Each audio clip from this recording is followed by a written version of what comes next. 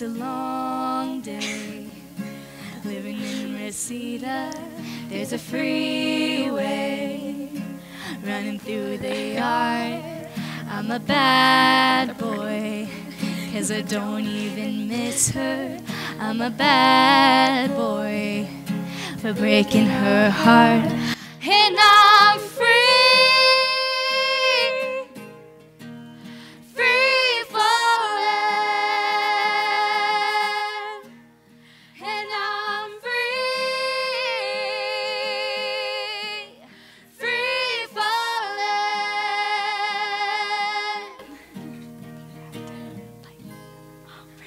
Okay, so what should we sing next? My lord, news from abroad.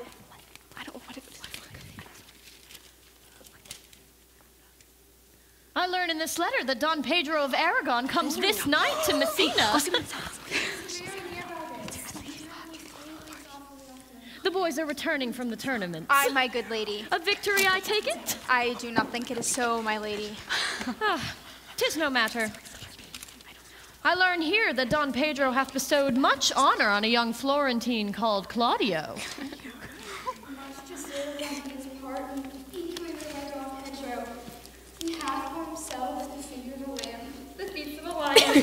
He hath an uncle here in Messina, will be very much glad of it. I pray you, was Signor Montanto returned from the games or no? I know none of that name, my lady. My cousin means a Signor Benedict of Padua. He's returned as ever clever as he ever was. I pray you, how many hath he killed and eaten in these games? Faith, niece, you tax Signor Benedict too much.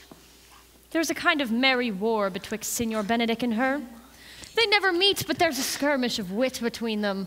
A lord to a lord, a man to a man, stuffed with all the honorable virtues. Alas, he gets nothing by that. Who is his companion now? He hath every month a new sworn brother. Is it possible? It's very easily possible. He wears his faith but as the fashion of his hat. It evermore changes with the next block.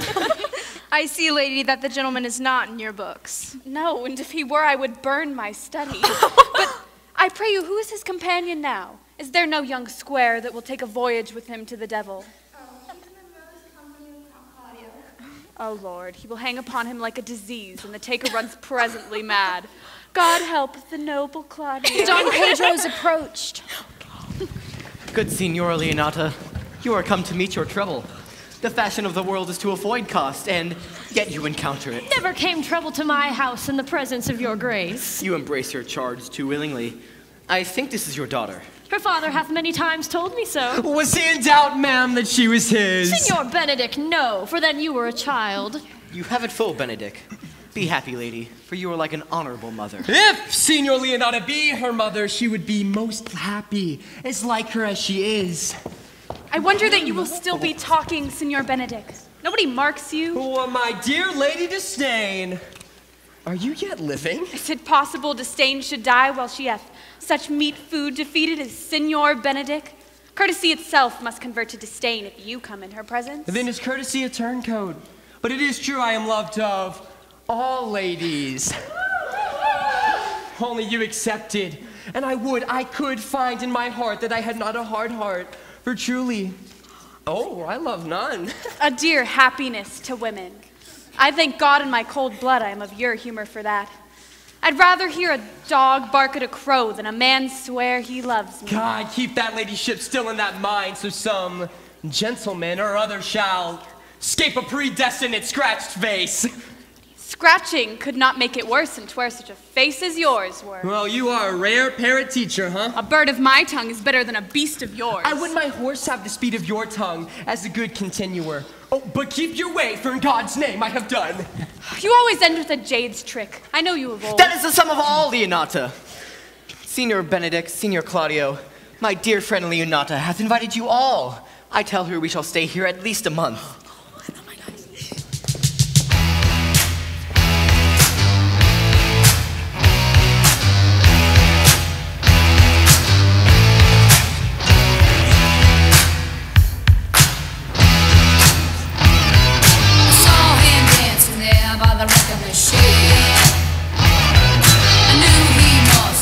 About 17. He was strong.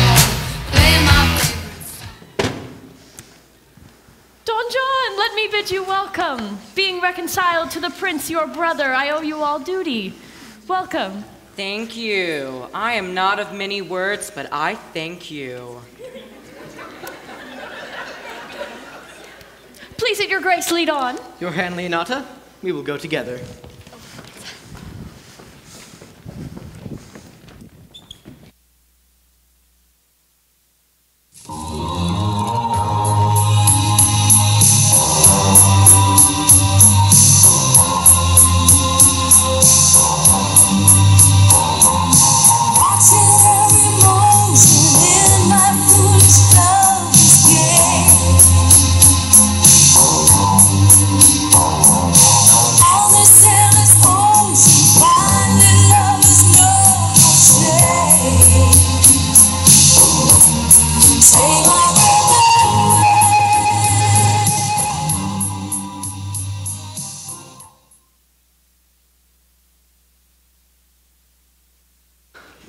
Oh, Benedict, didst thou note the daughter of Signora Leonata? Well, I noted her not, but I did look on her. Is she not a modest young lady? Do you question me, as an honest man should do, for my simple true judgment?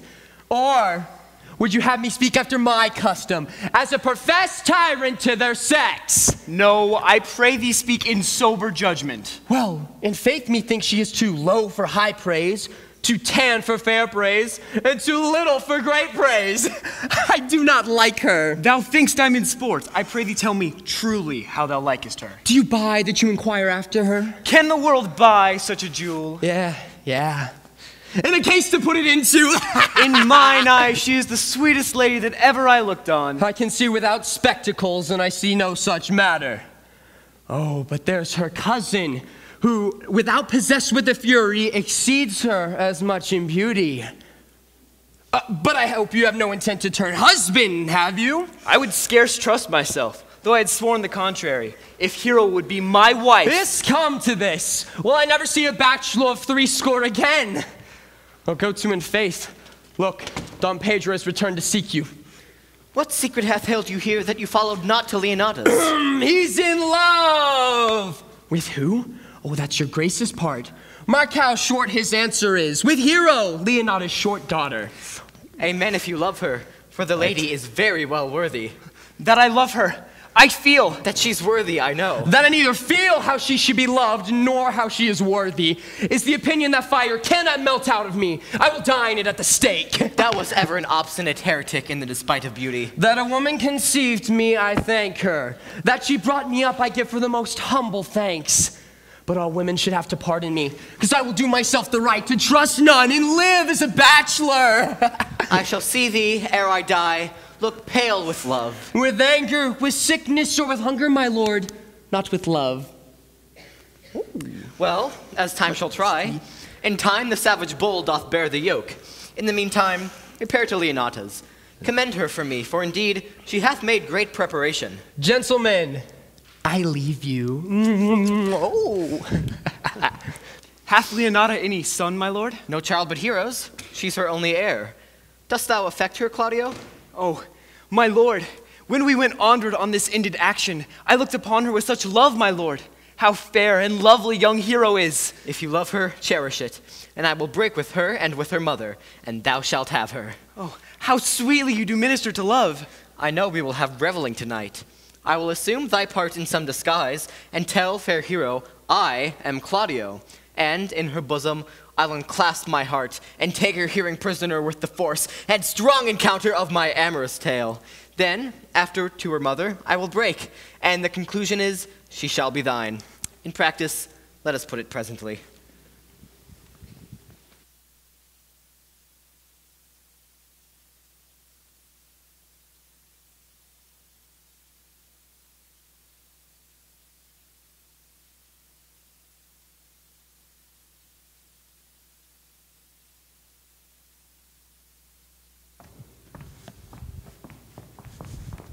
How now, sister? Where is my nephew, your son? Hath he provided the music? He is very busy about it. But sister, I have strange news that you yet dreamt not of.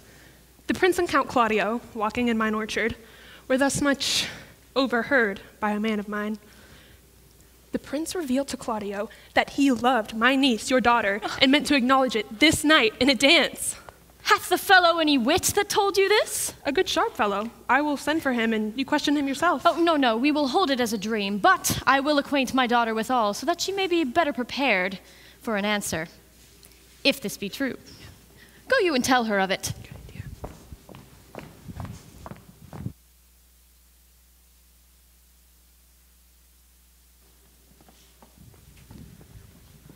What the good year, my lord? Why are you thus out of measure sad? There is no measure in the occasion that breeds.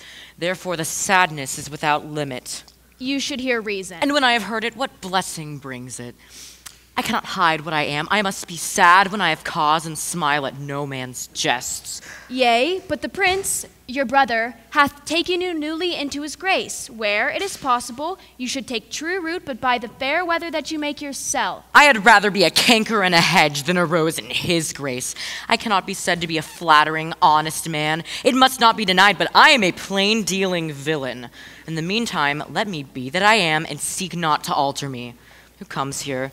What news, Baraccio? I came yonder from a great supper. The prince, your brother, is royally entertained by Leonata, and I can give you intelligence of an intended marriage. Will it serve for any model to build mischief on? Mary, it is your brother's right hand. Who? The most exquisite Claudio? Even he. A proper squire, and who? And who? Which way looks he? Mary on Hero, the daughter and heir of Leonata. How came you to this? Being entertained for a gardener, comes me the prince and Claudio. I whipped me behind the bush, and there heard it agreed upon that the prince should woo Hero for himself, and, having obtained her, give her to Count Claudio. Come, let us thither. That young startup hath all the glory of my overthrow. If I can cross him any way, I bless myself every way. You're both sure and will assist me? To the death, my lord. To the death! Come, let us to the great supper.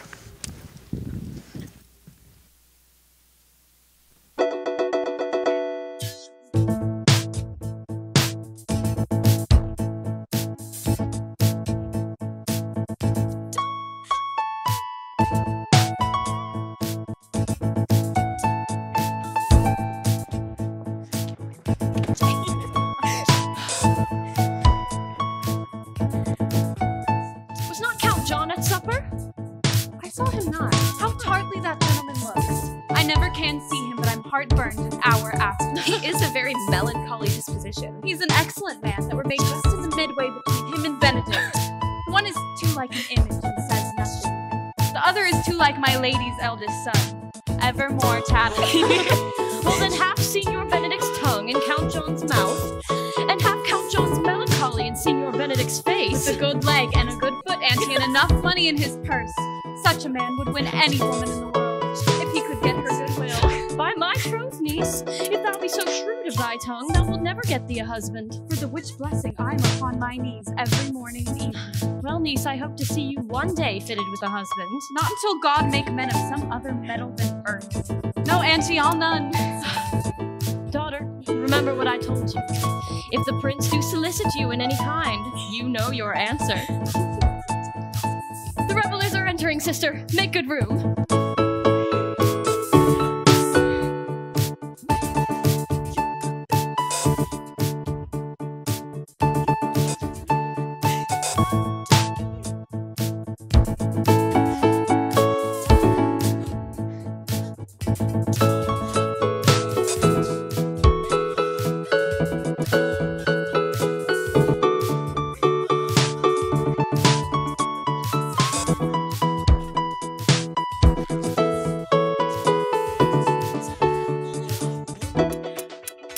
Will you walk about with your friends? I'm yours for the walk.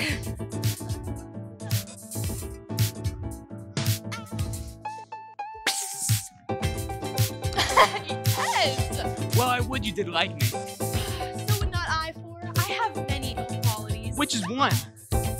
I say my prayers aloud. I love you the better. The hearers may cry amen. God, match me with a good dancer. Amen? And keep him out of my sight when the dance is done. Will you not tell me who told you so? You shall have to pardon me. Nor will you not tell me who you are. Well, not now.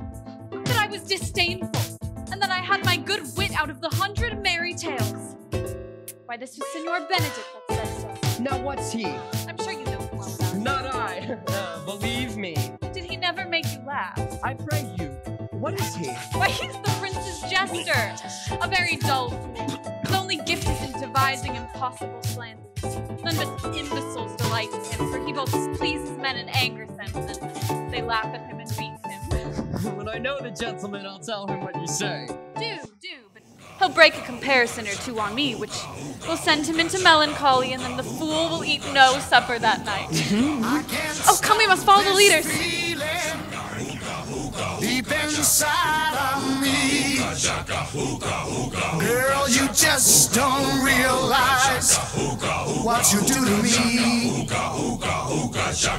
When you hold me in your arms so tight, you let me know everything's alright. I'm hooked on a feeling. I'm high on belief. Sure, my brother is amorous on Hero and hath drawn her mother to break with her about it.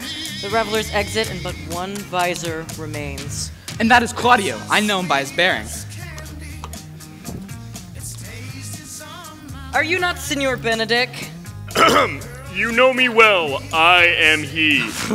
Signor, you are very near my brother. I pray you dissuade him from Hero. She is no equal for his birth. You would do the part of an honest man in this. How know you this? I heard him swear his affection. So did I, too, and he swore he would marry her tonight. Come, let us to the banquet.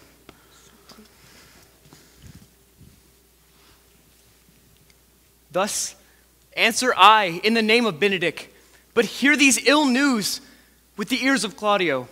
'Tis certain so, the prince woos for himself. Friendship is constant in all other things, save the office and affairs of love. Farewell, therefore, Hero. Count Claudio! Aye, the same. Come, will you go with me? Whither? Even to your own business, County. The prince hath got your Hero. I wish him well of her. Why? Do you believe the prince would have crossed you thus? I pray you leave me. Oh, now you strike like the blind man. If it will not be, I'll leave you. Alas, poor hurt fowl. But that of my lady Beatrice should know me and not know me, the prince's fool. Well, it may be I go into this title because I am merry. Well, I'll be revenged as it may. Where's Claudio? Did you see him? I told him your grace had gotten the goodwill of the young lady. Aye, so I did. What's his fault? The transgression of a schoolboy who, being overjoyed with finding a little bird's nest, shows it to his companion, and then he steals it. You, as I take it, have stolen his bird's nest. Oh. I will talk and restore with him. The lady Beatrice hath a quarrel to you. She told me that the gentleman that danced with her told her she is much wronged by you. Oh, she misused me past the endurance of a block. She told me, not knowing it was me, that I was the prince's gesture, that I was duller than a great thaw, and every word stabs. If her breath were as bad as her terminations, there'd be no living near her. I can never marry her. Come, talk not of her. Look, here she comes. Oh God, sir, this is a dish I cannot love. I will not endure my lady tongue. Ugh. Come, lady, come. You have lost the heart of Signor Benedict. Indeed, my lord, I thank it, poor fool. I've brought Count Claudio, whom you sent me to seek. How now, Count? Wherefore art thou sad? Not sad, my lord. How then? Sick? Neither, my lord. The Count is neither sick, nor sad, nor merry, nor well, but civil, Count. Civil as an orange and something of that jealous complexion. If faith, lady, I think your blazon to be true, though, I'll be sworn, his conceit is false. Come, Claudio. I have wooed in thy name, and fair Hero is won. I've spoke with her mother, and her goodwill obtained. Name the day of marriage, and God give thee joy. Count, take of me of my daughter, and with her my fortunes. His grace has made the match, and all grace say amen to it. Speak, Count, 'tis your cue. Silence is but the perfectest herald of joy. I were but little happy, if I could say how much. Lady, as you are mine, I am yours. I give away myself to you and dote upon the exchange. Speak, cousin, or if you cannot, then stop his mouth with a kiss and let him not speak neither. In faith, lady, you have a merry heart. Indeed, I thank it, my lord. My cousin tells him in his ear that he is in her heart. And so she doth, cousin. Good Lord, for alliance. Thus goes everyone to the world but I. I may sit in a corner and cry, hey-ho, for a boyfriend. Lady Beatrice, I will get you one. I would rather have one of your father's getting. Has your grace now a brother like you? Will you have me, lady? No, my lord. Not unless I could have another for working days. Your grace is too costly to wear every day. But I beseech you, I was born to speak all mirth and no matter. Your silence most offends me, but to be merry best becomes you, for, out of question, you were born in a merry hour. No, sure, my mother cried. But then a star danced, and under that I was born. Cousins, God give you joy. Niece, will you look to those things I told you of? I cry your mercy, auntie. I beseech your grace's pardon. By my troth, a pleasant-spirited lady, though she cannot endure hear tell of a husband. Oh, by no means. She mocks all of her wooers out of suit. She were an excellent wife for Benedick. Oh, my lord, if they were but a week married, they would talk themselves mad. Claudio, when mean you go to church? Tomorrow, my lord. Not till Monday, my dear son, which is hence just 7 night. Come, Claudio. The time shall not go dully by us. I will, in the interim, undertake one of Hercules' labors, which is to bring Signor Benedick and the Lady Beatrice into a mountain of affection, one with the other. I would fain have it a match, if you would but minister such assistance, as I shall give thee direction. My lord, I am for you, though it cost me 10 nights' watchings. And I, my lord. And you too, gentle hero. I will do any modest office, my lord, to help my cousin to a good husband. If we can do this, Cupid is no longer an archer. His glory shall be ours, as we are the only love gods. Come in with me, and I will tell you of my drift.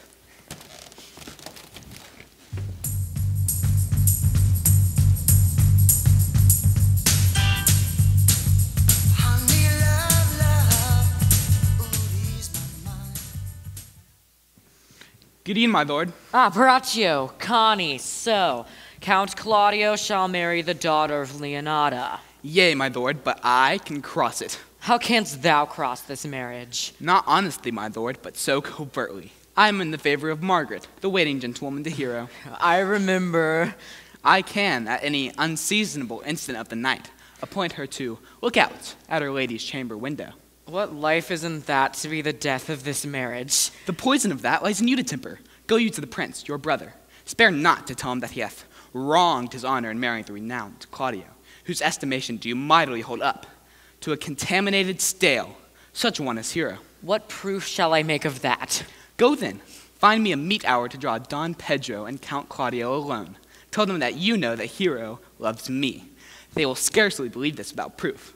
Offer them instances which shall bear no less likelihood than to see me at her chamber window, hear me call Margaret Hero, and bring them to see this, the very night of the intended wedding. And there shall appear such seeming truth that jealousy shall be called assurance and all preparation overthrown.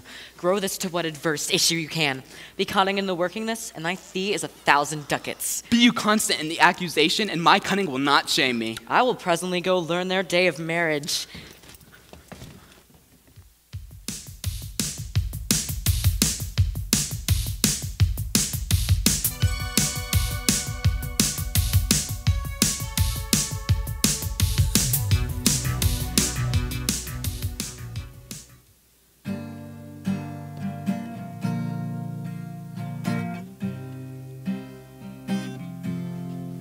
What is love? Baby, don't hurt me. Don't hurt me no more. What is love? Baby, don't hurt me. Don't hurt me no more. Brittany. Signor? In my chamber window lies a book. Bring it hither to me. But I am here already, sir. Go. Yes, sir.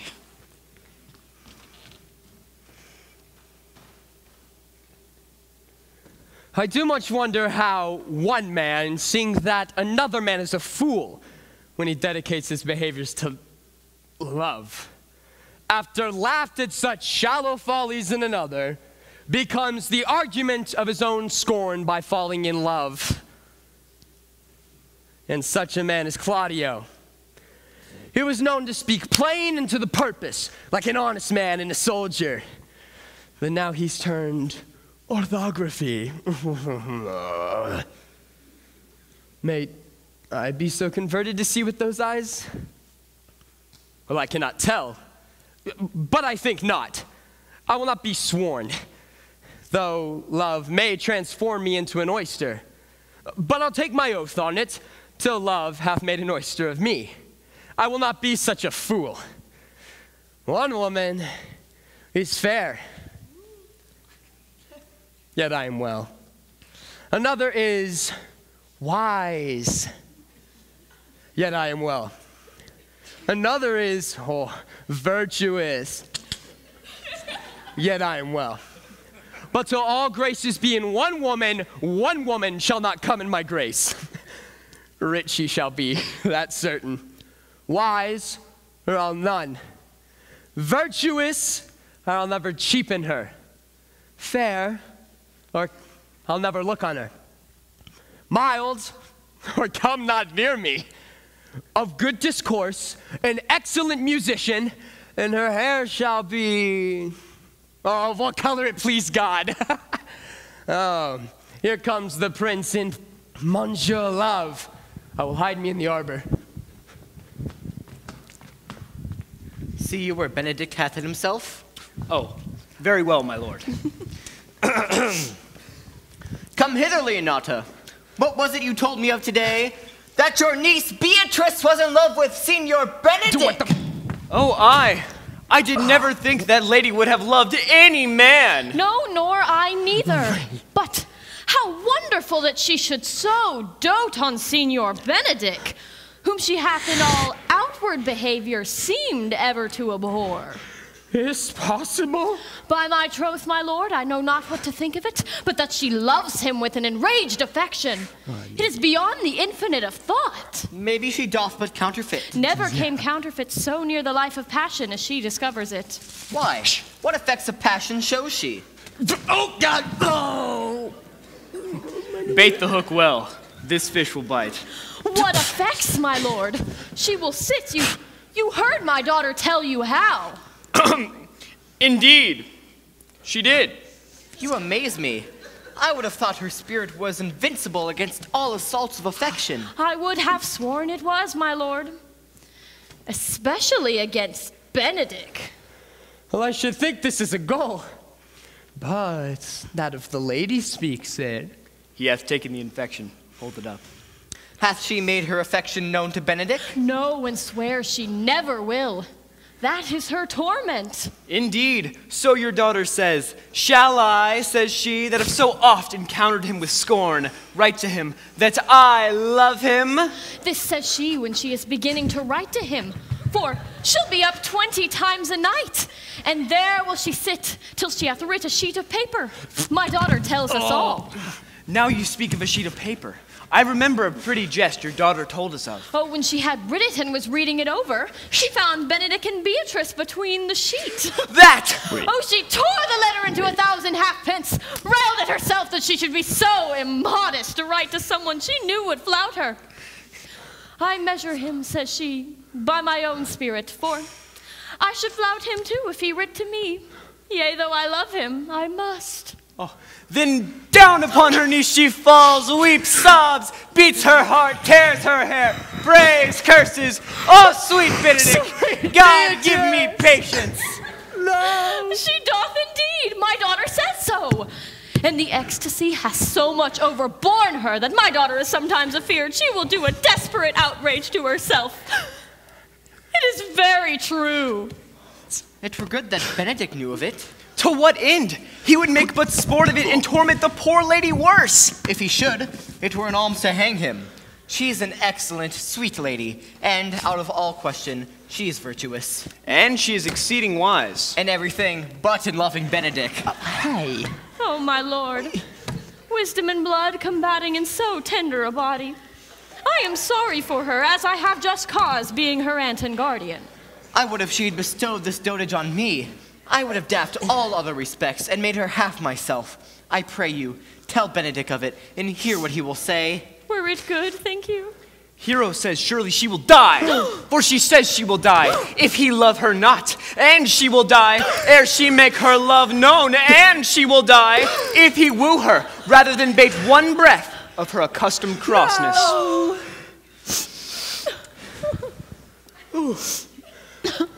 If she should make tender of her love, 'tis possible he'll scorn it, for the man, as you all know, hath a contemptible spirit. He is a very proper man. He hath a good outward happiness. Before God, and in my mind, very wise. Indeed, he doth show some sparks that are like wit. And I take him to be valiant. Well, I am sorry for your niece. Shall we go seek Benedict and tell him of her love? No, never tell him. Let her wear it out with good counsel. Nay, that is impossible. She may wear her heart out first. Well, we will hear more of it from your daughter. Let it cool the while. I love Benedict well, and I would wish he would most modestly examine himself to see how unworthy he is to so good a lady. My lord, will you walk? Dinner is ready. If he do not dote on her upon this, I will never trust my expectation. 'Tis no such trick. The conference was sadly born. I mean, they have the truth of this from Hero. They seem to pity the lady. It seems her affections have their full bent.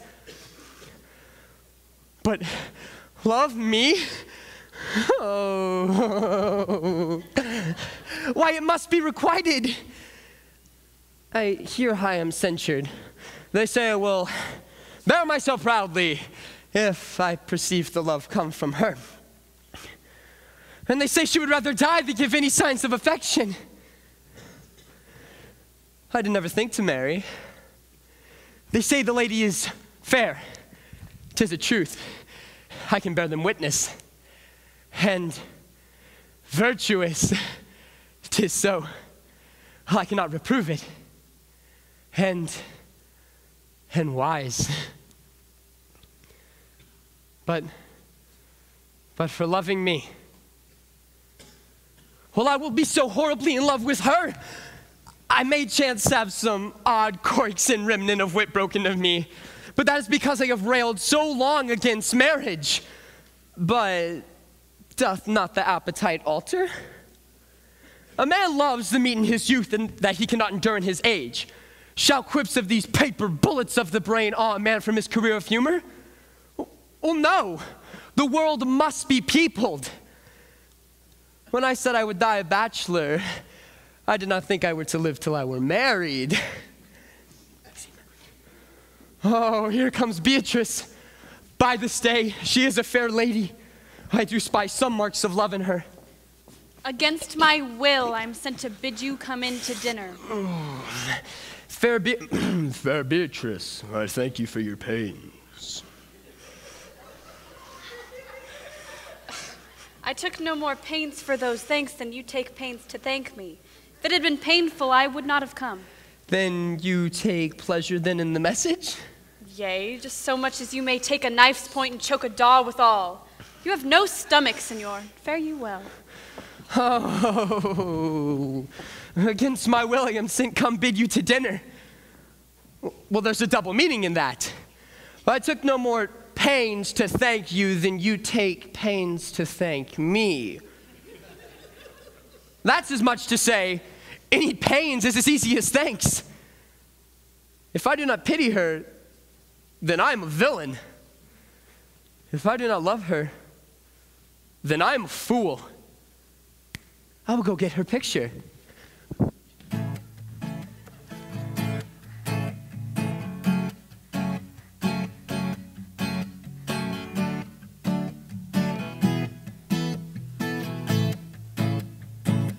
Every breath you take, every move you make, every bond you break, every step you take, I'll be watching you. every single day. Every word you say, every game you play, every night you stay, I'll be watching you.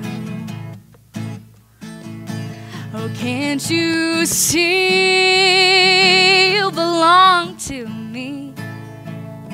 My poor heart aches with every step you take, every move you make, every bond you break, every smile you fake, every claim you stake, I'll be watching you. Good Margaret. Okay, good Margaret, run thee to the parlor. There shalt thou find my cousin Beatrice. Whisper her ear and tell her I and Ursula walk in the orchard, and our whole discourse is all of her. Say that thou overheardest us, and bid her steal into the pleach bower over there.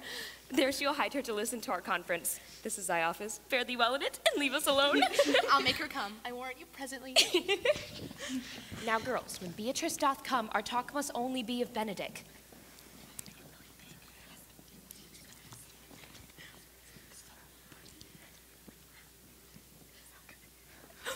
Now begin, for look where Beatrice like a lapwing runs close by the ground to hear a conference. But are you sure that Benedict loves Beatrice so entirely? Well, so says the prince and my new troth lord. And did they bid you tell her of it, madam? Oh, they did entreat me to acquaint her of it, but I persuaded them, if they loved Benedict, to wish him wrestle with affection and never let Beatrice know of it. Oh, why did you so? Doth not the gentleman deserve his fullest fortune, a bed as ever Beatrice shall couch upon? Oh, God of love, I know he doth deserve as much as may be yielded to a man, but nature never framed a woman's heart of prouder stuff than that of Beatrice. Disdain and scorn ride sparkling on her eyes. All matter else seems weak. She cannot love. Sure, I think so, and therefore certainly it were not good she knew his love, lest she make a sport at it. But who dare tell her so? If I should speak, she would mock me into air. Oh, she would laugh me. No, rather I will go to Benedict and counsel him to fight against his passion. Oh, do not do your cousin such a wrong. She cannot be so much without true judgment as to refuse so rare a gentleman as Signor Benedict. He is the only man of Italy. Always accepted, my dear Claudio. When are you married, madam? Why, every day tomorrow. Come, go in. She's limed, I warrant you. We have caught her, madam. If it proves so, then loving goes by haps. Some Cupid kill with arrows, some with traps.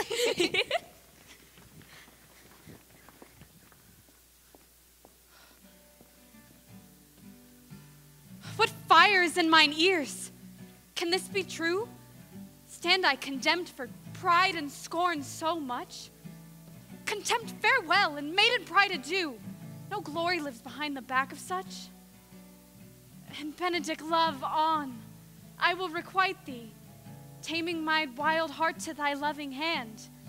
If thou dost love, my kindness shall incite thee to bind our loves up in a holy band. For others say that thou dost deserve. I believe it better than reportingly.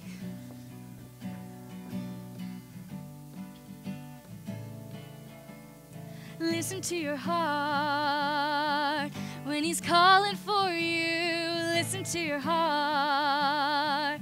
There's nothing else you can do.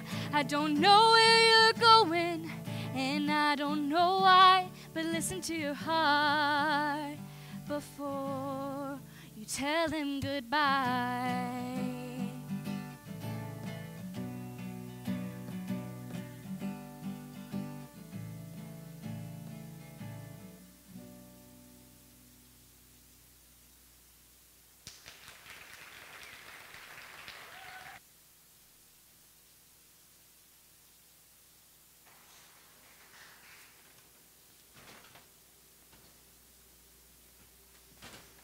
I do stay till your marriage day, and then I go towards Aragon.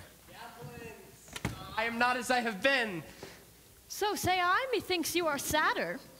I hope he be in love. There is no appearance of fancy in him, unless he be a fancy to this foolery. If he be not in love with some woman, there's no believing old signs. Indeed, He rubs himself with cologne. Can you smell that? That's as much to say. The sweet youth's in love. The greatest note of it is his melancholy. And when was he wont to wash his face? Indeed. That tells a very heavy tale. Conclude he's in love. Nay, but I know who loves him. I know as well. I warrant one that knows him not. Yet is this no charm for a toothache. Dear madam, I've studied 8 or 9 wise words to speak to you, which these hobby horses shall not hear. By my troth, to break with her about Beatrice. 'Tis even so. Hero and Margaret have by this played their parts with Beatrice, and then the 2 bears will not bite one another when they meet. My lord and brother, God save you. Good end, brother. If your leisure served, I would speak with you. In private? If it please you, yet Count Claudio may hear, for what I speak of concerns him. Why? What's the matter? Means your lordship to be married tomorrow. You know he does. I know not that when he knows what I know. If there be any impediment, I pray you discover it. You may think I love you not. Let that appear hereafter, and aim better at me, by that I now will manifest. For my brother, I think he holds you well, and in fairness of heart hath helped to effect your ensuing marriage. Surely suit ill spent and labor ill bestowed. What's the matter? I came hither to tell you, the lady is disloyal. Who? Hero? Even she. Leonada's hero, your hero, every man's hero. Disloyal? The word is too good to paint out her wickedness. I could say she were worse. Think you of a worse title, and I will fit her to it. Wonder not till further war, and go but with me tonight, and you shall see her chamber window entered, even the night before her wedding day. If you love her, then tomorrow wed her, but it would better suit your honor to change your mind. May this be so? I will not think it. If you dare not trust that you see, confess not that you know. But when you've seen more and heard more, proceed accordingly. If I see anything tonight, why I should not marry her, tomorrow in the congregation where I should wed, there will I shame her. And as I wooed for thee to obtain her, I will join with thee to disgrace her. I will disparage her no further till you are my witnesses. Bear it coldly but till midnight, and let the issue show itself. O day untowardly turned! O mischief strangely thwarting! O plague right well prevented. This way, my lords.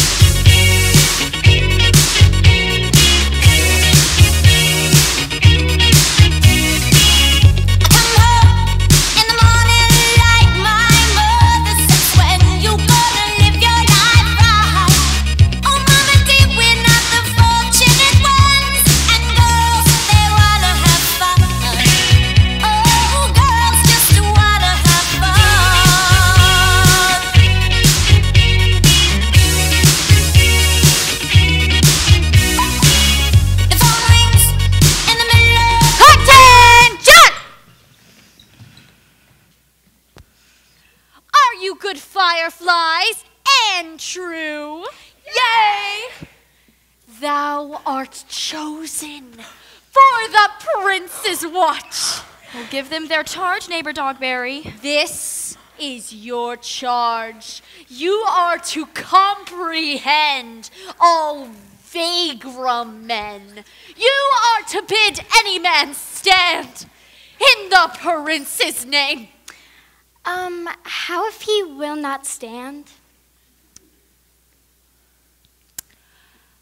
Why then, take no note of him, but let him go, and presently call the rest of the watch together, and thank God you are rid of a knave. If he will not stand when he is bidden, he is none of the prince's subjects. True, and they are to meddle with none but the prince's subjects.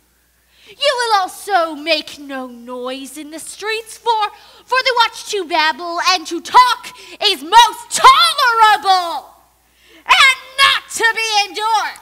We will rather sleep than talk. We know it belongs to a watch. Why, you speak like an ancient and most quiet watchman. For I cannot see how sleeping should offend, only have a care that your bills not be stolen. If you meet a thief, you may suspect him by virtue of your office to be no true man, and with such men, the less we meddle or make with them, why, the more is for your honesty. If we do meet a thief, shall we not lay hands on him, or? Truly, by your office, you may. The most peaceable way for you, if you do take a thief, is to let him show himself what he is and steal out of your company. You have always been called a merciful one, partner. Oh, truly, I would not hang a dog by my will, much more a man who hath any honesty in him. If you hear a child crying in at night, you must call to a nurse and bid her still it.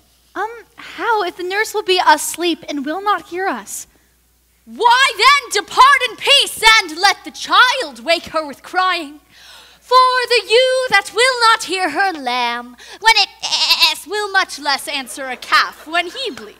'Tis very true. Well, masters, good night. And be there any matter of weight chances, call up me. Keep your fellows' counsel and your own. And good night. Come, neighbor. Well, masters, we hear our charge. Let us sit here upon the church bench till 2, and then all to bed. One more.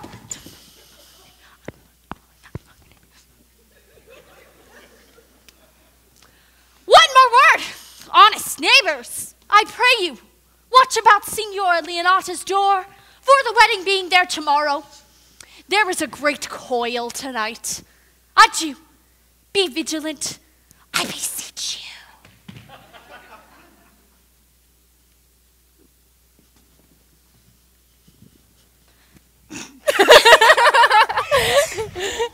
That was so fun.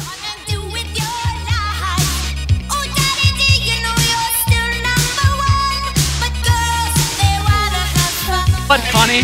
Peace! Stir not! Connie, I say. Here, man, I'm at thy elbow. Mass, my elbow itched. I thought there would a scab follow. I will owe thee an answer for that. And now, forward with thy tale. Stand thee close then, and I will, like a true drunkard, utter all to thee. Some treason, masters. But stand close. Therefore know I have earned of Don John 1,000 ducats. Is it possible that any villainy should be so dear? Thou shouldst rather ask if it is possible any villainy should be so rich, for in rich villains have need of poor ones make what price they will. I know that deformed. He's been a vile thief this 7 year. He goes up and down like a gentleman. I remember his name.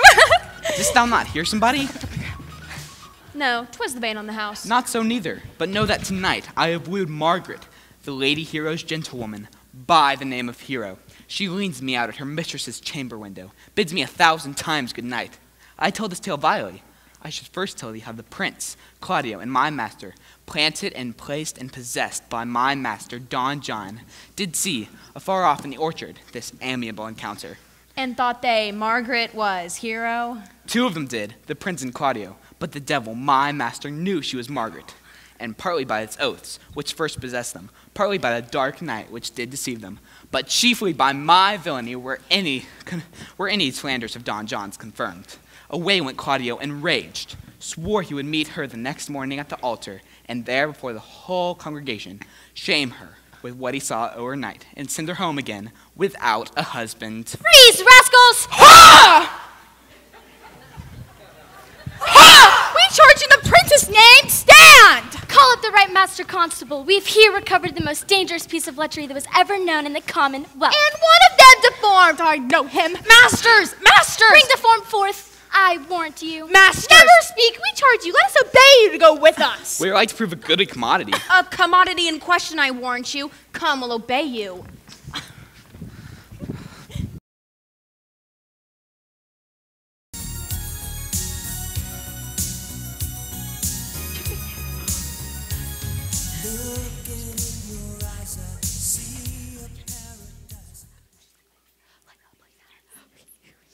Gedelia, wake my cousin Beatrice and desire her to rise. I will, lady. Oh, and bid her come hither. Well.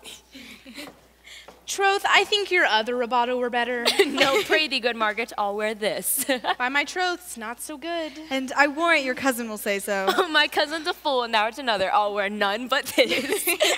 I saw the Duchess of Milan's gown that they praised Oh, that so. exceeds, they say. By my troths, but a nightgown in respect of yours. Yours is worth 10 on it. God give me joy to wear it, for my heart is exceeding heavy. 'Twill be heavier soon by the weight of a man. Fie upon me, art not ashamed? Of what, lady? Of speaking honorably? Is not marriage honorable in a beggar? Is not your lord honorable without marriage? I'll offend nobody. Is there any harm in the heavier for a husband? I think not, if it be the right husband and the right wife. Otherwise, 'tis light and not heavy. Ask my lady Beatrice else. Here she comes. Good morrow, cuz. Good morrow, sweet hero. Why, how now? Do you speak in the sick tune? I'm out of all other tune, methinks. Clap us into light of love. Do you sing it and I'll dance it? 'Tis almost 5 o'clock, cousin. 'Tis almost time you were ready. Hey ho, I'm exceeding ill. Get you some of this distilled Cardus Benedictus and lay it to your heart. It is the only thing for a qualm. There thou prickest her with a thistle. Benedictus? Why Benedictus? You've some moral meaning in this, Benedictus? Moral? No, my troth, I have no moral meaning. You may think perchance that I think that you were in love. Nay, byre lady, I am not such a fool to think that you are in love. Thank you. Yet, Benedict was such another. He swore he would never marry, and yet, now, in despite of his heart, he eats meat without grudging. And how you may be converted, I know not. But methinks you look with your eyes as other women do. What pace is this that thy tongue keeps? Madam, withdraw. The prince, the count, the Don John, Signor Benedict, and all of the gallants of the town have come to fetch you to church. Oh, help me to dress, good cuz, good Meg, good Ursula.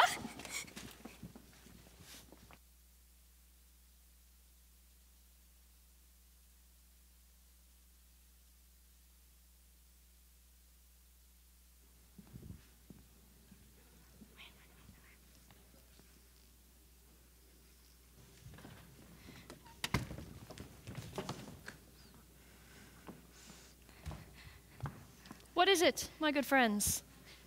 Marry, sir, I would have some confidence with you that discerns you. Nearly. Brief, I pray you, for you see it is a very busy time with me. Marry, yes it is, sir. Yes, in truth it is, sir. What would you with me, honest neighbors? Good woman Verges, madam, speaks a little off about the matter. A strange woman, sir, and her wits are not so blunt as God help I would desire they were, but in faith honest as the skin between her brows.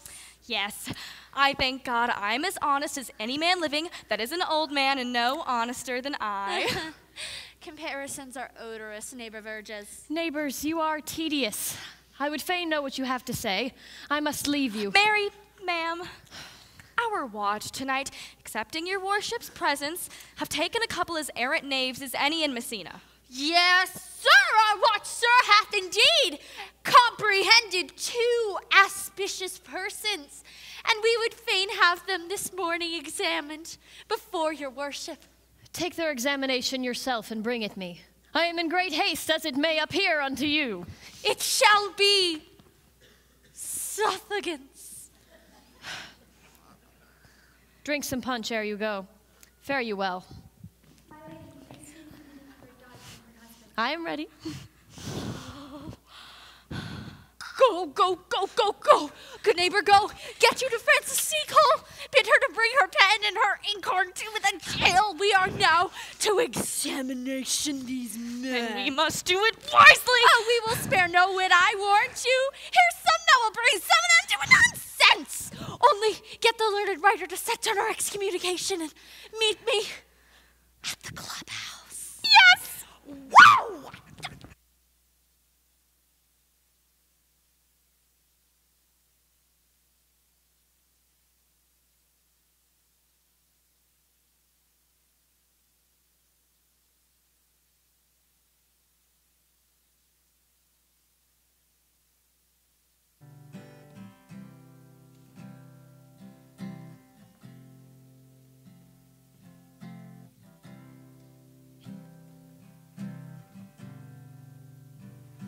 I get lost in your eyes, and I feel my spirits rise and soar like the wind.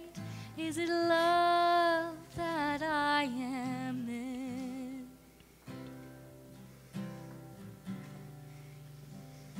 I get weak in a glance. Isn't this what's called romance? And now I know, 'cause when I'm lost, I can't let go.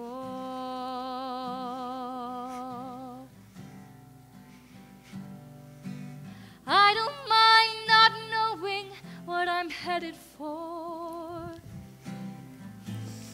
You can take me to the skies. It's like being lost in heaven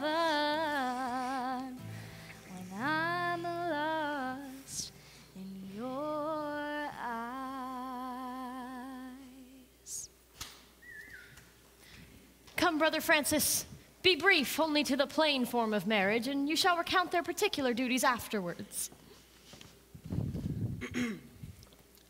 You come hither, my lord, to marry this lady? No. To be married to her. Pastor, you come to marry her. Lady, you come hither to be married to this count? I do. If either of you have any inward impediment why you should not be conjoined, charge you on your souls to utter it. Know you any hero? None, my lord. Know you any count? I dare make his answer none. Oh, what women dare do, what women may do, what women daily do, not knowing what they do. Stand thee by, Pastor. Mother, by your leave, will you with free and unconstrained soul give me this maid, your daughter? As freely, son, as God did give her to me. And what have I to give you back, whose worth may counterpoise this rich and precious gift? Nothing, unless you render her again. Sweet prince, you learn me noble thankfulness. There, take her back again. Give not this rotten orange to your friend. She is but the sign and semblance of her honor. Behold, how like a maid she blushes here. Would you not swear, all you that see her, that she were a maid by these exterior shows? But she is none. She knows the heat of a luxurious bed. Her blush is guiltiness, not modesty. What do you mean, my lord? Not to be married, not to knit my soul to an approved wanton. My lord, if you in your own proof have vanquished the resistance of her youth... No, Leonata, I never tempted her with word too large, but as a brother to his sister, showed bashful sincerity and comely love. And seemed I ever otherwise to you? Out on the seeming, I will write against it. You seem to me as Diane in her orb, as chaste as the bud, ere it be blown. But you are more intemperate in your blood than Venus, or those pampered animals that rage in savage sensuality. Is my lord well that he doth speak so wide? Sweet prince, why speak not you? Why should I speak? I stand here dishonored that I have gone about to link my dear friend to such a common stale. Are these things spoken, or do I but dream? Ma'am, these things are spoken, and they are true. This looks not of a nuptial. True, oh God. Leonata, stand I here? Is this the prince? Is this the prince's brother? Is this face heroes? Are our eyes our own? All of this is so, but what of this, my lord? Let me move but one question to your daughter, and by that motherly and kindly power that you have in her, bid her answer truly. I charge thee do so, as thou art my child. Oh God, defend me, how am I beset? What man was he out at your window betwixt 12 and 1? Now, if you were a maid, answer to this. I spoke with no man at that hour, my lord. Why then you are no maiden. Leonata, I am sorry you must hear, upon mine honor, that I, my brother, and this grieved count did see her, hear her at that hour last night, talk with a ruffian at her chamber window, who has indeed confessed the vile encounters they had had 1,000 times in secret. Oh, fie, they are not to be spoken, my lord, not to be named. For there is not chastity enough in language without offense to utter them. Thus, pretty lady, I am sorry for thy much misgovernment. Oh, sweet hero, what a hero hadst thou been, if half thy outward graces had been placed about thy thoughts and counsels of thy heart. But fare thee well, most foul, most fair. Farewell. Hath no man's dagger here a point for me? Oh, why, how now, cousin hero? Come, let us go. These things brought thus to light smother her spirits up. How doth the lady? Dead, I think. Oh, why now, hero? Help Auntie, Signor Benedict, pastor. Oh, fate, take not away thy heavy hand. Death is the fairest cover for her shame that may be wished for. How now, cousin hero? Have comfort, lady. Dost thou look up? Yea, wherefore should she not? Wherefore? Why doth not every earthly thing cry shame upon her? Could she here deny the story that has been printed in her blood? Lady, be patient. For my part, I am too attired with wonder. I know not what to say. Oh, on my soul, my cousin is belied. Lady, were you her bedfellow last night? No, truly not. Although, until last night, I have this 12-month been her bedfellow. Confirmed. Confirmed would two princes lie, and Claudio lie. Hear me a little. Call me a fool. Trust not my readings nor my observations, my reverence calling nor divinity, if this sweet lady lie not guiltless here under some biting error. It cannot be. Thou seest that all the grace she hath left is that she will not add to her damnation. A sin of perjury, she denies it not. Lady, what man is he you are accused of? They know that to accuse me. I know none. Oh, my mother, prove you that any man with me converse at hours unmeet, or that yesternight maintained a change of words with any creature. Refuse me, hate me, torture me to death. There is some strange misprision in the princes. Two of them have the very bent of honor. But if their wisdoms be misled, the practice of it lives in John the Bastard, whose spirits toll in the frame of villainy. I know not. If they speak but truth of her, then these hands shall tear her. But if they wrong her honor, the proudest of them shall well hear of it. Pause a while, and let my counsel sway you in this case. Your daughter here, the prince is left for dead. Let her a while be secretly kept in, and publish it that she is dead indeed. Maintain a mourning ostentation. Oh, and on your family's old monument hang mournful epitaphs, and do all rites that appertain unto a burial. What will become of this? What will this do? Mary, this well carried shall, on her behalf, change slander to remorse. That is some good. She dying, as it must so be maintained upon the instant that she was accused, shall be lamented, pitied, and excused of every hearer. So it shall fare with Claudio. When he hears that she died upon his words, the idea of her life shall sweetly creep into his study of imagination, and every lovely organ of her life shall come apparelled in more precious habit than when she lived indeed. Then shall he mourn and wish he had not so accused her. Signor Leonardo, let the friar advise you. And though you know my inwardness and love is unto both the prince and Claudio, yet by mine honor, I will deal in this as secretly and justly as your soul should with your body. Being that I flow in grief, the smallest twine may lead me. 'Tis well consented. Presently away, for two strange swords, strangely, they strain the cure. Come, lady, die to live this wedding day. Perhaps is but prolonged. Have patience and endure.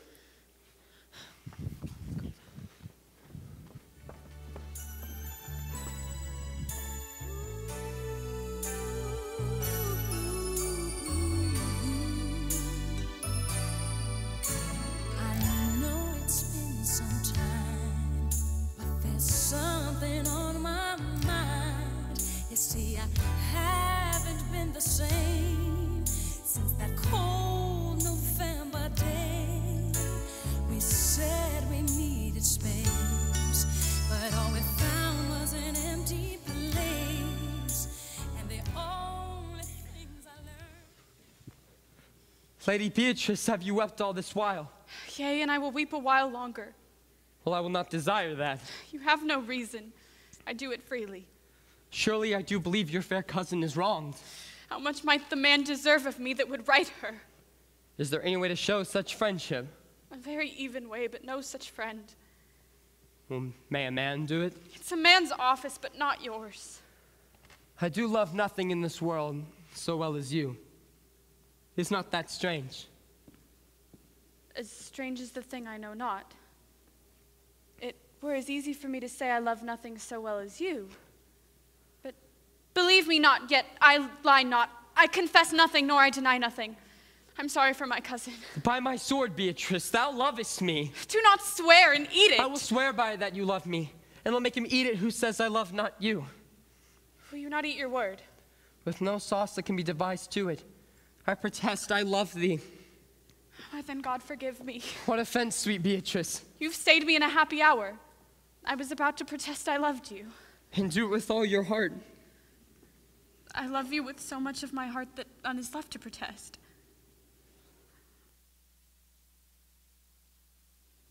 Come, bid me do anything for thee. Kill Claudio.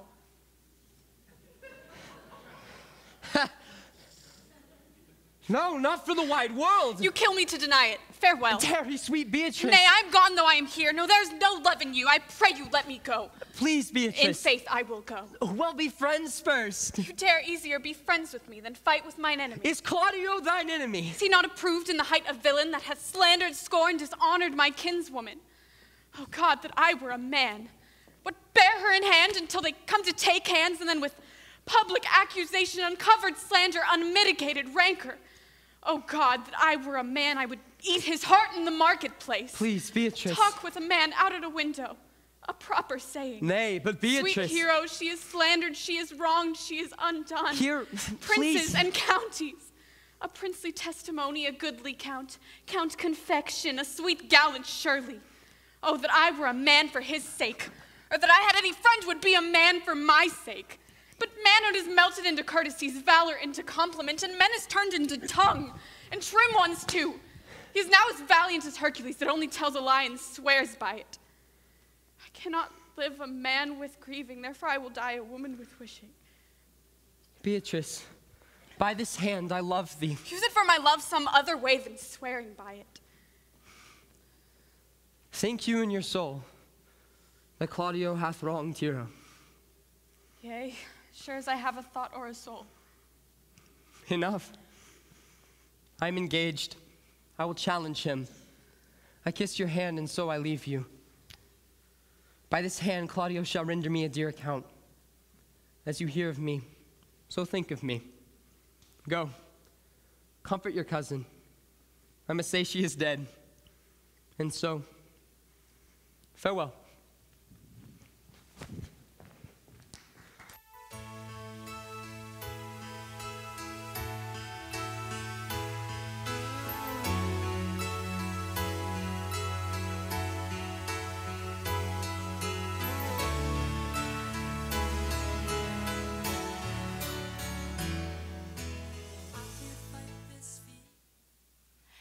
Is our whole assembly appeared? My box. Oh, a stool and cushion for the sexton, too. Which be the malefactors? Oh, Mary, that am I, and my partner. Nay, that's certain. We have the exhibition to examine. But which are the offenders that are to be examined? Let them come before the master constable!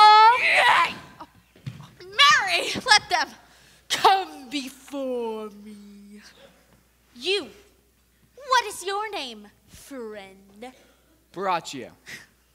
Pray write down Baraccio. Yours, Sira. I am a gentlewoman, madam, and my name is Connie.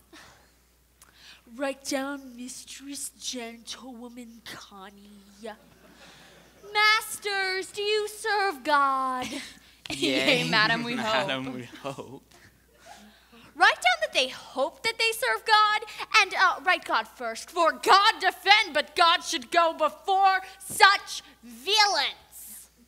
Masters, it is proved already that you are little better than false knaves, and it shall go near to be thought so shortly. How answer you for yourselves? Mary, madam, we say we are none.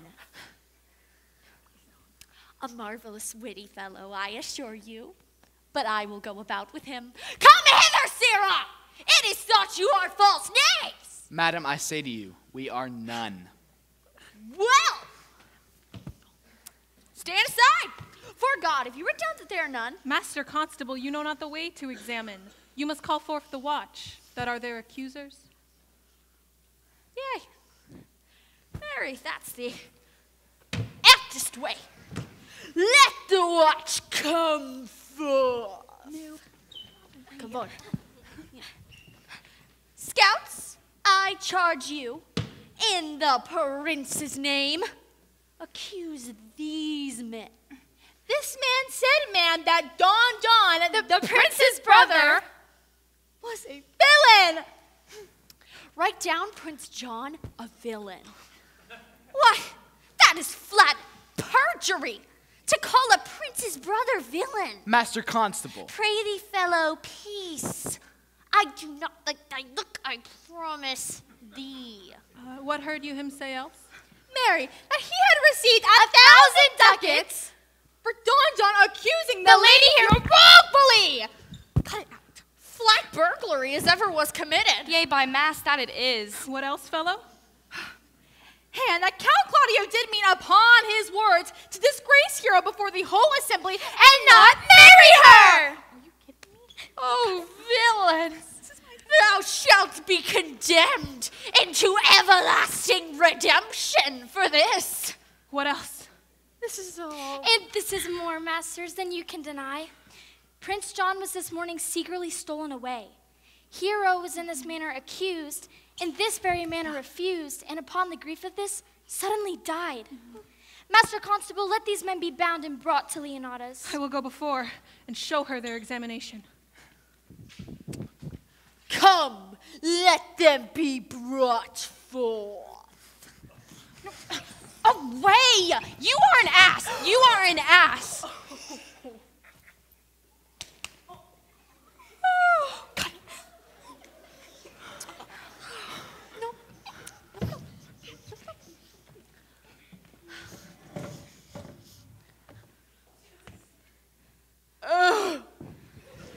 You naughty varlet! Oh, that the sexton were here to rank me down an ass. Yeah. But scouts, remember that I am an ass. Though it be not written down, yet forget not that I am an ass. No, no, no, no. Thou villain, thou art full of piety, as shall be proved upon thee by good witness. I am a wise lady, and which is more, a householder, and which is more, a firefly leader, and which is more, as pretty a piece of flesh as is any in Messina. Yes, queen. Bring them away. I'm sorry. Oh, that I had been writ down an ass.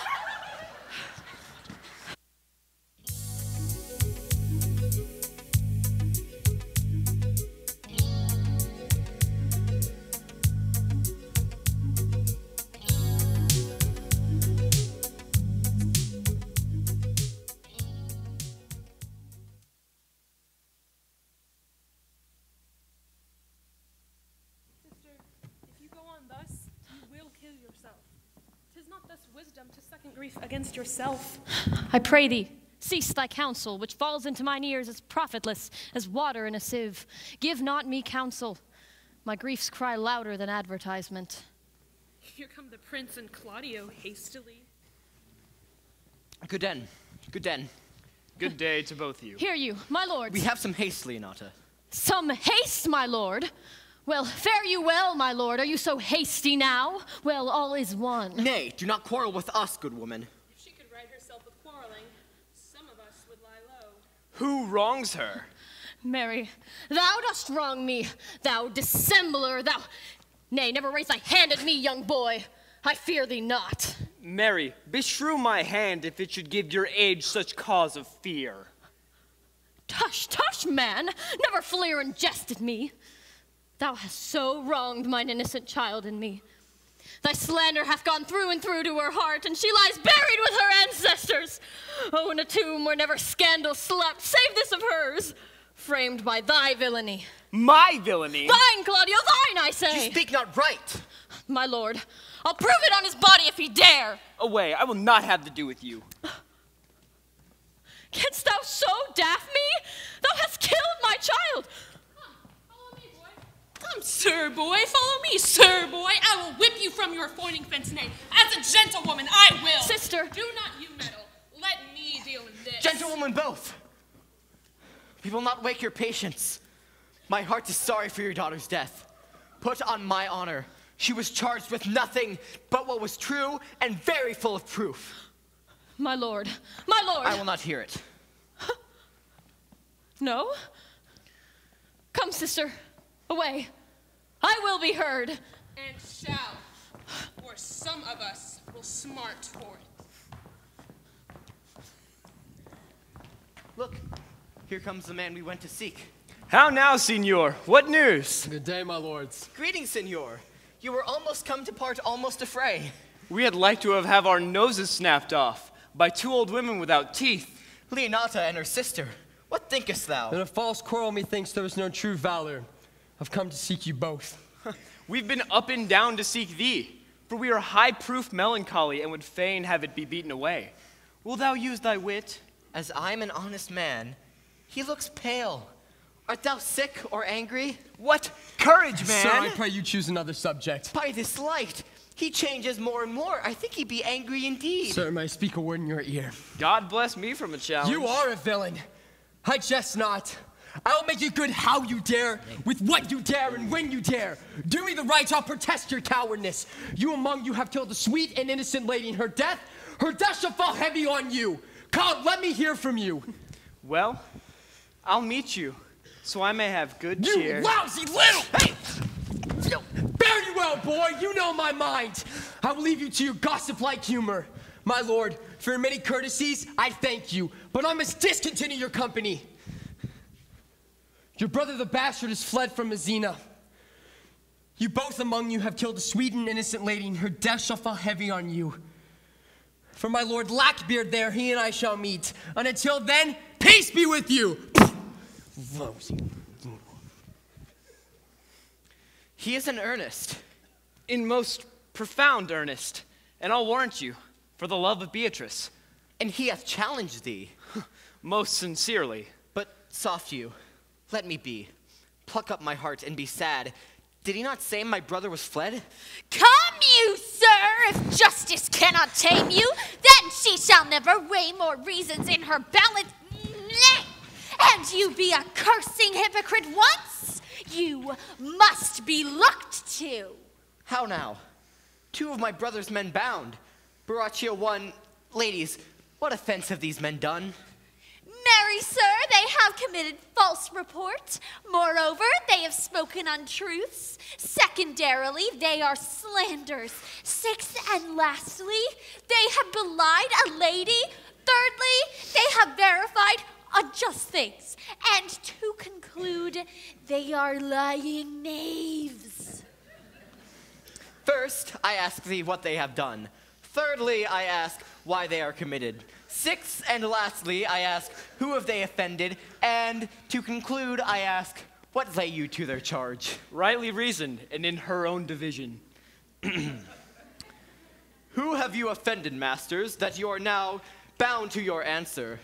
This learned constable is too cunning to be understood. What's your offense? Sweet prince, do you hear me? I have deceived even your very eyes. These shallow fools have brought to life, who in the night overheard me confessing to this woman, how Don John, your brother, convinced me to slander the Lady Hero. How you were brought into the orchard and saw me court Margaret in Hero's garments. How you disgraced her when you should marry her. My villainy they have upon record, which I had rather seal with my death than repeat over to my shame. The lady is dead upon mine and my master's false accusations. Runs not this speech like iron through your blood? I have drunk poison whilst he uttered it. But my brother did set thee on this. Yea, and paid me richly for the practice of it. He is composed and framed of treachery, and he fled upon this villainy.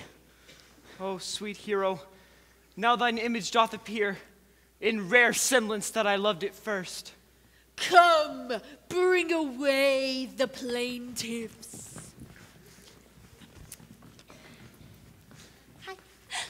By this time, our sexton hath reformed Signora Leonata of the matter, and masters, do not forget to specify when time and place shall serve that I am an ass. Thank you. Here comes the master, Signors Leonata, and the sexton too. Which is the villain? Let me see his eyes. If you would know your wronger, look on me. Art thou the slave that with thy breath hast killed mine innocent child? Yea, even I alone. No, not so, villain. Thou beliest thyself. Here stand a pair of honorable men. A third is fled who had a hand in it. I thank you, princes, for my daughter's death. Record it with your high and worthy deeds. 'Twas bravely done, if bethink you of it. I know not how to pray your patience, yet I must speak. Choose your revenge yourself. Impose me to whatever penance your invention can lay upon my sin. Yet sinned I not, but in mistaking. By my soul, nor I. I would not bid you bid my daughter live, that were impossible, but I pray you both, possess the people here in Messina how innocently she died, and if your love can labor aught in sad intervention, hang an epitaph upon her tomb, and sing it to her bones. Sing it tonight. Tomorrow morning come you to my house, and since you could not be my son-in-law, be yet my nephew. My sister hath a daughter. Grant her the right you should have given her cousin. And so dies my revenge. Oh, noble ma'am, your overkindness doth wring tears from me. I do embrace your offer, and dispose for henceforth of poor Claudio. Tomorrow, then, I will expect your coming. Tonight I take my leave. This naughty man shall be brought to Margaret, who I believe was packed in all this wrong, hired to it by your brother. No, by my soul, she was not, nor knew not what she did when she spoke to me, but always hath been just and virtuous in anything that I do know by her. Moreover, sirs, which is indeed not under white and black, this plaintiff here, the offender, did call me ass. I beseech you, let it be remembered in his punishment. I thank thee for thy care and honest pains. Oh, your worship speaks like a most fair and reverend youth, and I praise God for thee. Here's for thy pains.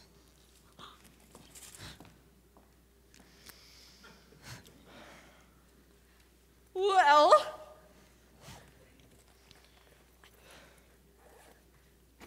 God save the foundation. Go, I discharge thee of thy prisoner, and I thank thee. I leave an errant knave with your worship, which I beseech your worship to correct yourself for the example of others. God keep your worship. I wish your worship well. God restore you to health. I humbly give you leave to depart.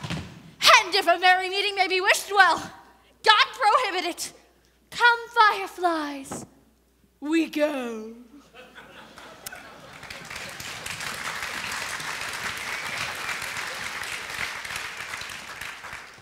Until tomorrow morning, lords, farewell. Farewell, my lords. We look for you tomorrow. We will not fail. Tonight, I'll mourn with Hero. Bring you these fellows on. We'll talk with Margaret to see how her acquaintance grew to be with this lewd fellow.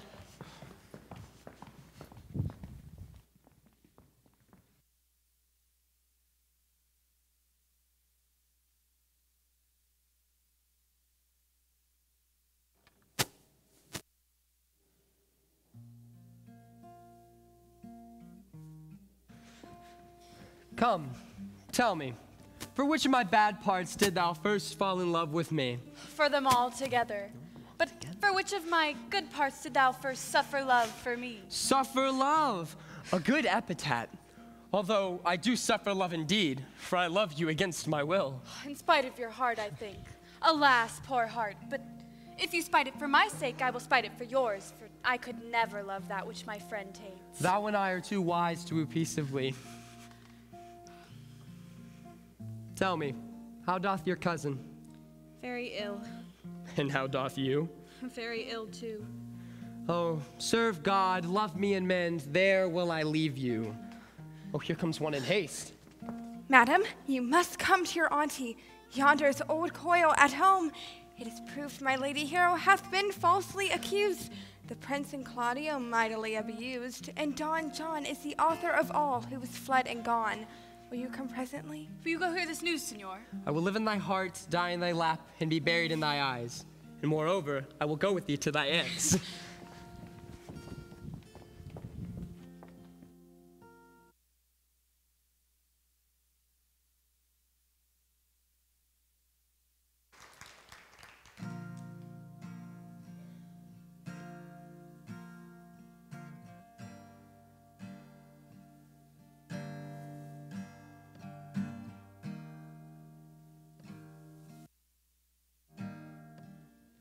I guess I thought you'd be here forever. Another illusion I chose to create. You don't know what you got until it's gone. And I found out just a little too late. I was acting as if you were lucky to have me, doing you a favor.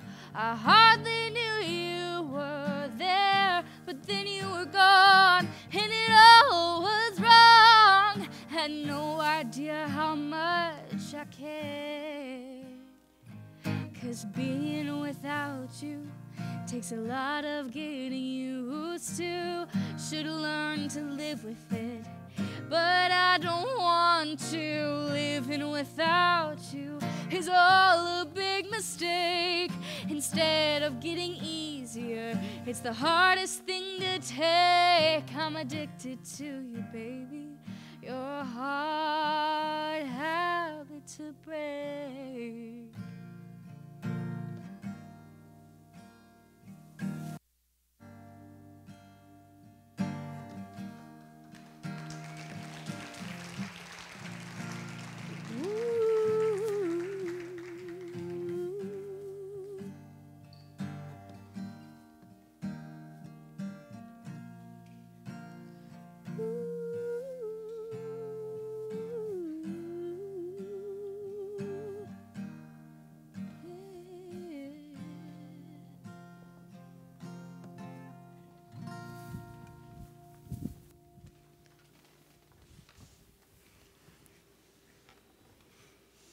Did I not tell you she was innocent? Well, I'm glad all things sort so well. And so am I. Daughter, and gentlewomen all, withdraw into a chamber by yourselves, and when I call for you, come hither, masked.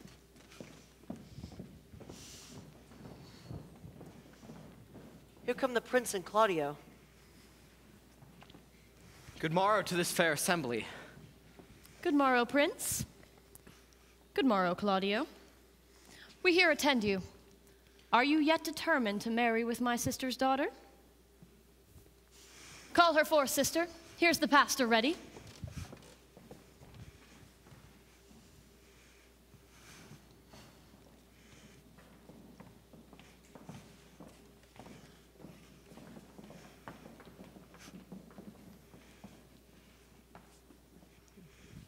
Which is the lady I must seize upon?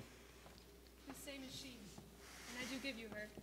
Why, then she's mine. Sweet, let me see your face. No, that you shall not, until you have sworn before this friar to marry her. Take my hand before this holy friar. I am your husband, if you like of me. And when I lived, I was your other wife.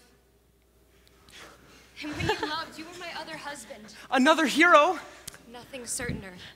One hero died defiled, but I do live, and as surely as I live, I am a maid. Oh, the former hero! The hero that is dead! She died, my lord, but whilst her slander lived. All this amazement I can qualify. when after that the holy rites are ended, I'll tell you largely of fair Hero's death. Meantime, let wonder seem familiar, and to the chapel let us presently. Beatrice. I answer to that name. What is your will? Do not you love me? Why, no, no more than reason. Well, then your aunt and the Prince and Claudio have been deceived. Or they swore that you did. Do not you love me? Troves, no more than reason.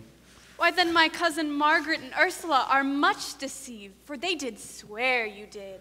They swore that you were almost sick for me. They swore that you were well nigh dead for me. 'Tis no such matter. Then you do not love me. No, truly, but in friendly recompense. Come, niece, I'm sure you love the gentleman. And I'll be sworn upon that he loves her. Well, here's a letter written in his own hand, a halting sonnet of his own pure brain, fashioned to Beatrice. And here's another written my cousin's hand, stolen from her pocket, containing her affection unto Benedict. A miracle. Place our own hand against our hearts. Come! I will have thee. But by this light I take thee for pity, for pity. I would not deny you, but I yield upon great persuasion and partly to save your life, for I was told you were in a consumption. Peace, I will stop your mouth. How dost thou, Benedict, a married man? Tell me what, Prince, a college of wit crackers cannot flout me of my humor. Come, come, we are friends. Let us have a dance ere we are married. We may lighten our hearts and our wives' heels. We'll have dancing afterwards. First, by my word, then play music. Fair Prince, thou art sad. Oh, get thee a wife. Get thee a wife. Your brother went with all men back to Messina. Think not on him till tomorrow, for I will devise thee brave punishments for him. Well, strike up, pipers! Woo.